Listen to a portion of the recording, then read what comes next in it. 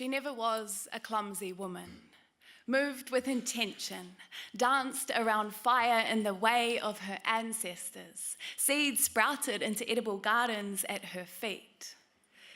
He wasn't a carpenter, yet the doorways grew smaller around him.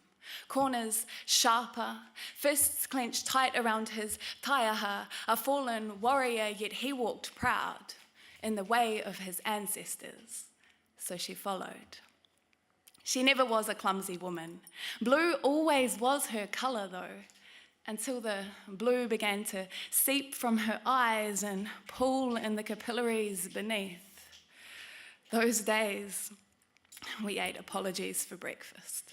Apologies soggy with too much milk. I hated the taste of soggy apologies. Wanted to spit them back in his face, spit milky stars across the blue night sky that he left under her eyes. But I tried to mop up the shame leaking from her as she lied for him.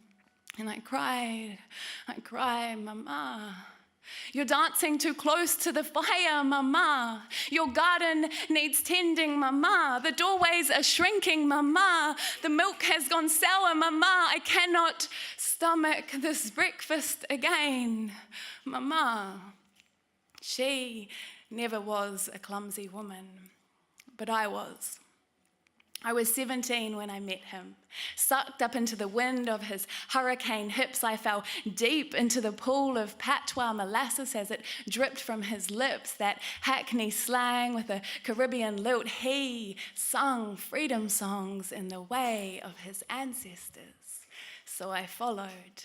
And I froze on those frosty London streets as we feasted on saltfish, rice and peas for years and for months and for weeks.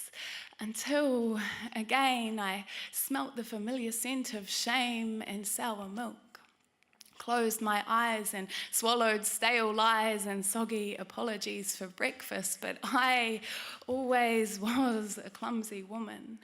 Doorways grew smaller around me, corners sharper, my body always got in his way. So I was 20 when the doctor gently tucked my broken bones into a yellow envelope, told me nothing could be done for broken ribs. But her sight was locked tight on the night sky, pooling beneath my eyes, drowning in sour milk and soggy apologies, until I realized this was my time to survive.